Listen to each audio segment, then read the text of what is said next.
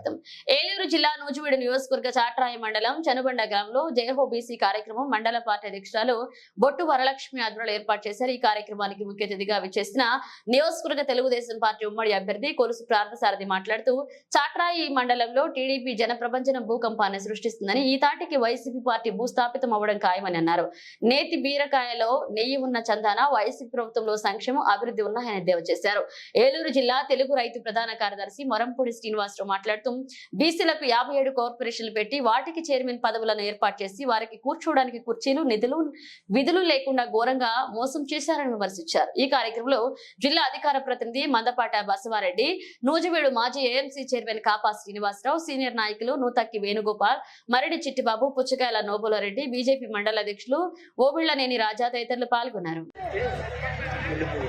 ఇక్కడికి విచ్చేసిన చాట్రాయి మండలం నాయకులకు, కార్యకర్తలకు, విలేకరు సోదరులకు నా హృదయపూర్వక నమస్కారాలు.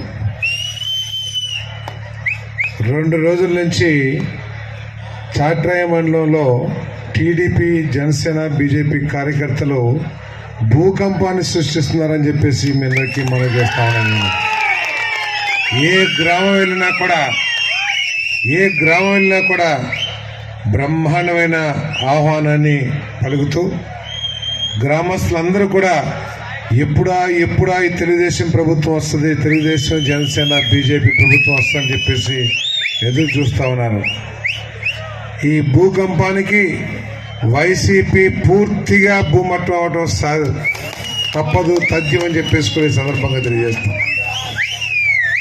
టీడీపీ, జనసేన, బీజేపీ కార్యకర్తలందరూ కూడా యుద్ధానికి సిద్ధం. వాళ్ళ సైన్యాధిపతులు, పదాధిపతులు, అందరి పతులు కూడా ఇక్కడే కూర్చొని ఉన్నారు.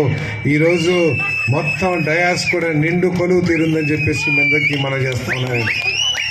ఈరోజు వీళ్ళందరూ కూడా ఒక చోట కూర్చుని కార్యకర్తలకు ఒక ధైర్యాన్ని, ఒక స్థైర్యాన్ని నింపి యుద్ధానికి సిద్ధం అని చెప్పేసి భావాన్ని కలిగించే విధంగా ఈరోజు మరి చాట్రాయి మండల సోదరులందరూ కూడా ఈ కార్యక్రమాన్ని ఏర్పాటు చేసినందుకు నేను ప్రత్యేకంగా వీరందరినీ కూడా అభినందిస్తున్నానని చెప్పేసి మీకు మనవి చేస్తాను.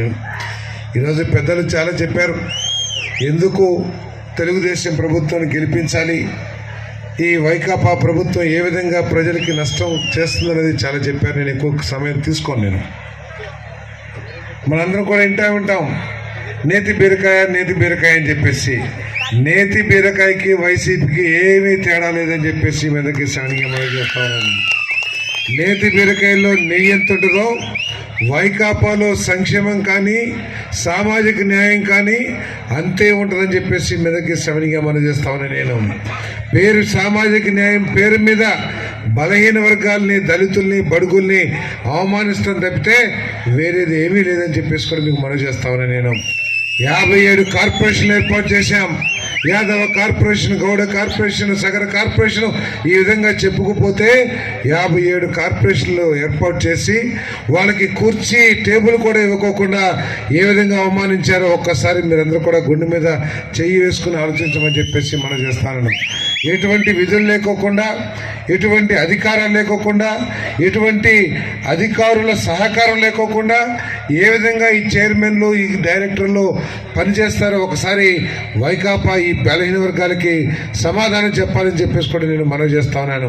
మొత్తమేమో ఆయన బటన్ నొక్కుతాడు, వీళ్ళంతా వెళ్ళేసి ఆయన పక్కన నించుని జై హో అని చెప్పేసి మాట్లాడితే అజాసాధికారత అని చెప్పేసి అడుగుతా ఉన్నా నేను. ఈ కార్పొరేషన్ చైర్మన్లకు కానీ, డైరెక్టర్లకు కానీ, లేదు ఎస్సీ, ఎస్టీ, బీసీ మంత్రులకు కానీ ఏమైనా అధికారాలు ఈ పార్టీ ఇచ్చిందా, ఈ ప్రభుత్వం ఇచ్చిందా అని చెప్పేసి అడుగుతా ఉన్నా నేను. ఇందాక నుంచి చెప్తా ఉన్నారు మిత్రులు, తెలుగుదేశం పార్టీ చరిత్రను తీసుకుంటే ఒక కెఈ కృష్ణమూర్తి గారు, యనమల రామకృష్ణుడు గారు, లేదు ఇంకా అయ్యన్న పాత్రుడు గారు, ఇంకా నాయుడు గారు, ఎర్రమనాయుడు గారు, దేవేంద్ర గౌడ్ గారు, ఇటువంటి పేర్లు చాలా గుర్తుకొస్తా ఉంటాయి. ఈరోజు వైకాపా ప్రభుత్వాన్ని తీసుకోండి, వాళ్ళు చాలా గొప్పగా చెప్తారు, మేము 70% మంత్రుల్ని బీసీ, ఎస్సీలకి ఇచ్చామని చెప్పేసి. చిత్తూరు జిల్లాలో ఒక డిప్యూటీ చీఫ్ మినిస్టర్ ఒక దళితుడికి ఇస్తే కనీసం కలెక్టర్ కానీ కనీసం ఒక ఎస్పీ కానీ ఆయన్ని గౌరవించే పరిస్థితి లేదు. ఆయన శాఖకు సంబంధించిన అధికారులే ఆయన చెప్తే వినే పరిస్థితి ఉండదు. ఈరోజు హోమ్ మినిస్టర్ ఉన్నారు, హోమ్ మినిస్టర్ చెప్తే కనీసం కానిస్టేబుల్ కూడా వినే పరిస్థితి ఆ ప్రభుత్వం లేదు. చిత్తూరు జిల్లా తీసుకుంటే పెద్దిరెడ్డి రామచంద్రారెడ్డి చెప్పాలి మొత్తం అధికారులకు అన్ని నిర్దేశాలు. నెల్లూరు జిల్లా తీసుకుంటే విజయసాయి రెడ్డి లేకపోతే ఇటువంటి రెడ్లు ఎవరైనా చెప్పాలి తప్పితే ఎక్కడ కూడా సామాజిక న్యాయానికి నేతి బీరకాయలు నెయ్యి ఎంత ఉందో వైసీపీలో కూడా అంతే ఉందని చెప్పేసి మీదకి సెవెనింగ్గా మనం చేస్తా ఉన్నాను. ఈరోజు తెలుగుదేశం పార్టీని గెలిపించుకోవాల్సిన అవసరం ఉంది. సామాజిక న్యాయం ఒక పక్కనైతే ఈ రాష్ట్రంలోని బీసీలు దళితులు అందరూ కూడా నష్టపోయే పరిస్థితులు వస్తున్నాయని చెప్పేసి మనం చేస్తున్నాం. ఈ రాష్ట్రం అభివృద్ధి చెందిన రాష్ట్రం నష్టపోయినా దానికి బాధ్యత కాదు, దానికి ఇది నష్టపోయేది ఈ దళితులు బీసీలు అని చెప్పేసి మనం చేస్తాను. అభివృద్ధి చెందితే 75% ఉన్న బీసీలు ఎస్సీలు ఎస్టీలు మైనారిటీలు అభివృద్ధి చెందుతారు. నష్టపోతే ఈ 75% ఉన్న దళితులు బీసీలు నష్టపోతారని చెప్పేసి మనం చేస్తాను. ఈరోజు 12 లక్షల కోట్ల అప్పులు ఊపిలో దించిన ఈ ప్రభుత్వం ఏ విధంగా అప్పులు తీరుస్తుందో కూడా దారి దిక్కు లేని పరిస్థితి ఈరోజు ఈ జగన్మోహన్ రెడ్డి గారి ప్రభుత్వానికి ఉందని చెప్పేసి మనం చేస్తాను. ఎవరు చెల్లించాలి ఈ అప్పులన్నీ కూడా? ఈ రాష్ట్ర ప్రజలే కదా. ఈ రాష్ట్ర ప్రజల్లో 75% బీసీలు ఎస్సీలు ఎస్టీలు ఉన్నప్పుడు మరి వీళ్ళ మీద భారం పడదా అని చెప్పేసి అడుగుతా ఉన్నా నేను. మరి 25% ఉన్న అగ్రవర్ణాలకి వాళ్ళలో కూడా పేదలు ఉన్నారు, వాళ్ళ మీద కూడా భారం పడుతుంది. కానీ వాళ్ళకి వేరే వేరే రంగాల్లో అవకాశాలు ఉన్నాయి కాబట్టి నష్టపోయేది బీసీలు ఎస్సీలు ఎస్టీలు మైనార్టీలు అని చెప్పేసిన విషయాన్ని మీరందరూ కూడా జ్ఞాపకం చేసుకోవాలి, గుర్తుంచుకోవాలని చెప్పేసి మనం చేస్తాను. దయచేసి ఆలోచన చేయండి. వైకాపా ఎంతో గొప్పగా చెప్పుకుంటుంది. మేము ఒకటి ఈ రాష్ట్ర అభివృద్ధి గురించి మాట్లాడరు, ఈ రాష్ట్రంలో పారిశ్రామిక రంగం ఏ విధంగా అభివృద్ధి చెందింది మాట్లాడరు, ఈ రాష్ట్రంలో వ్యవసాయ రంగాన్ని ఏ విధంగా అభివృద్ధి చేసింది మాట్లాడరు, ఈ రాష్ట్రంలో ఏ విధంగా మరి ఇరిగేషన్ ప్రాజెక్ట్స్ నిర్మాణం చేసింది చెప్పుకోరు. కేవలం బటన్ బటన్ బటన్ అని చెప్పేసి ఇన్ని లక్షల కోట్లు ఇచ్చామని చెప్పేసి చెప్పుకుంటారు తప్పితే రాష్ట్రాన్ని అభివృద్ధి చేయడానికి, రాష్ట్ర భవిష్యత్తుని రాబోయే 50 సంవత్సరాలకి పటిష్టమైన భవిష్యత్తును ఏర్పాటు చేశామని చెప్పుకునే దమ్ము సత్తా ఈ వైకాపాకి లేదని చెప్పేసి మీకు మనం చేస్తామని నేను. ఎంత దిగజారిపోయిందంటే వైకాపా ప్రజాస్వామ్యంలో ప్రతిపక్షం ఎంత ముఖ్యమో అదేవిధంగా అధికార పక్షం ఎంత ముఖ్యమో ప్రతిపక్షం కూడా అంతే ముఖ్యం. లేకపోతే ప్రతిపక్షం కనుక బలహీనం అయిపోతే అధికార పక్షం చేసే అరాచకాలకి దోపిడీకి అంతుడదని చెప్పి బీసీలు అని చెప్తూ ఈ జగన్మోహన్ రెడ్డి గారు నమ్మక ద్రోహం చేస్తున్నారు, కట్టికి మోసం చేస్తూ ఉన్నారు. బీసీల సప్లై నిధులు లేవు, బీసీలకి 57 కార్పొరేషన్లు పెట్టి ఆ కార్పొరేషన్ల చైర్మన్లకి కుర్చీలు కూడా లేవు, వాళ్ళకి నిధులు లేవు విధులు లేవు. నేను 57 కార్పొరేషన్లు పెట్టా అని మాటల్లో చెప్పుకోవడానికే ఉపయోగపడుతుంది. చంద్రబాబు నాయుడు గారు బీసీ డిక్లరేషన్ని పెట్టారు. మన సోదరులు బీసీ సోదరులు ఆ డిక్లరేషన్ సభకు కూడా వెళ్ళారు. అందులో ముఖ్యమైనది బీసీలందరికీ కూడా 50 సంవత్సరాలకే పెన్షన్ సౌకర్యం కల్పిస్తానని హామీ ఇవ్వడం జరిగింది. అది కూడా 4,000 రూపాయల పెన్షను ప్రతి 50 సంవత్సరాలు నిండిన బీసీ సోదరుడికి సోదరీమణికి 4,000 రూపాయలు ప్రతి నెల పెన్షన్ ఇస్తానని చెప్పి హామీ ఇవ్వడం జరిగింది. అదేవిధంగా పెళ్లి కానుక కింద ప్రతి బీసీలకి కూడా పెళ్లి చేసుకుంటే వాళ్ళకి 1,00,000 రూపాయలు పెళ్లి కానుక కింద ఇస్తానని చెప్పడం జరిగింది. చంద్రన్న బీమా 10 లక్షలకు పెంచుతామని చెప్పి హామీ ఇచ్చారు. చంద్రబాబు నాయుడు గారు హామీ ఇస్తే ఖచ్చితంగా నెరవేరుస్తారని చెప్పి నేను మీ అందరికీ తెలియజేస్తా ఉన్నా. సోదరులారు, ఇక్కడ బీసీ సోదరులందరూ ఉన్నారు, మీరు ఆలోచించండి. బీసీ సోదరులు ముఖ్యంగా వ్యవసాయం, పాడి పరిశ్రమ, జీవాల పెంపకం మీద ఆధారపడి జీవిస్తూ ఉంటారు. మన బీసీ సోదరులు నేను అడుగుతా ఉన్నా, మన దగ్గర పశువుల ఆసుపత్రి శిథిలావస్థలో ఉంది, దాన్ని పట్టించుకున్న నాదుడు ఉన్నాడా అని చెప్పి నేను అడుగుతా ఉన్నా. మనకి ఒక డాక్టర్ ఉన్నారు, క్వాలిఫైడ్ డాక్టరు ఉండేవాళ్ళు, పశు వైద్యాధికారి. ఆయన ట్రాన్స్ఫర్ అయితే ఇక్కడున్న అసిస్టెంటు మెటర్నిటీ లీవ్లో ఉంటే ఇక్కడ అసలు తాళం వేసిన పరిస్థితి. సోదరులందరికీ తెలుసు, మనం నిరసన తెలియజేశాం, ధర్నా చేశాం, మెమరాండం ఇచ్చాం.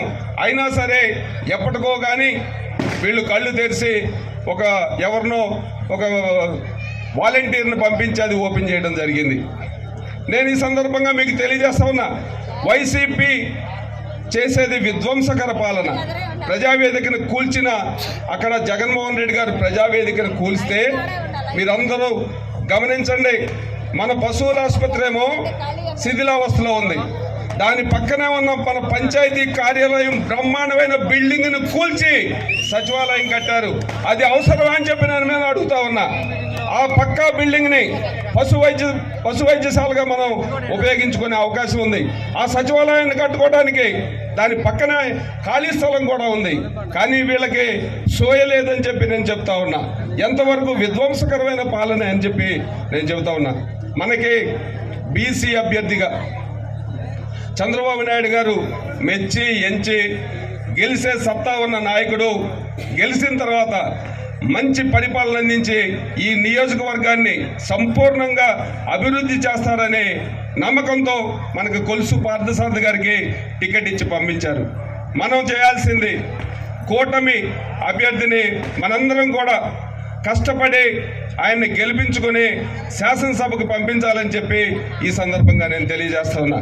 ఇంకా బీసీలకి ఎంత ద్రోహం చేస్తూ ఉందంటే ఈ ప్రభుత్వాన్ని ప్రశ్నిస్తే 75 మందిని బీసీ సోదరులని హత్య కాబడ్డారు. 2600 మంది మీద దాడులు జరిగాయి. 26,000 మంది మీద అక్రమ కేసులు పెట్టారు. అందుకే సూపర్ 6 పథకంలో సూపర్ 6 పథకాల్లో బీసీలకు రక్షణ చట్టం అని చెప్పి ఒక చట్టాన్ని పెట్టడం జరిగింది. ఆ చట్టం వస్తే ఈ దాడులు ఆగుతాయని చెప్పి ఆ చట్టాన్ని పెట్టారు. అదేవిధంగా మహిళా సోదరీమణులు మీరందరూ ఆలోచించాలి. చంద్రబాబు నాయుడు గారు ముఖ్యమంత్రి అయిన తర్వాత 18 సంవత్సరాల నుండి 59 సంవత్సరాల లోపున్న ప్రతి తెల్ల రేషన్ కార్డు ఉన్న మహిళకి కూడా నెలకు 1500 రూపాయలు ఇస్తానని హామీ ఇవ్వడం జరిగింది. ఖచ్చితంగా ఇస్తారు. తల్లికి వందనం పేరుతో ఎంతమంది పిల్లలు స్కూల్లో చదువుకుంటుంటే ఒక్కొక్కరికి 15,000 చొప్పున ఎంతమంది చదువుకుంటుంటే అన్ని 15,000 ఆ తల్లి అకౌంట్లో వేస్తానని చెప్పి హామీ ఇవ్వడం జరిగింది. ఇవన్నీ అమలు జరగాలంటే మన చేతిలో ఉన్న ఓటు అనే వజ్రాయుధాన్ని బయటికి తీసి రేపు మే 13వ తేదీన సైకిల్ గుర్తు మీద మనం బటన్ నొక్కి ఈ ప్రభుత్వాన్ని ఇంటికి పంపించాలి, మన పార్థసారథి గారిని అసెంబ్లీకి పంపించాలని చెప్పి మీ అందరినీ అభ్యర్థిస్తూ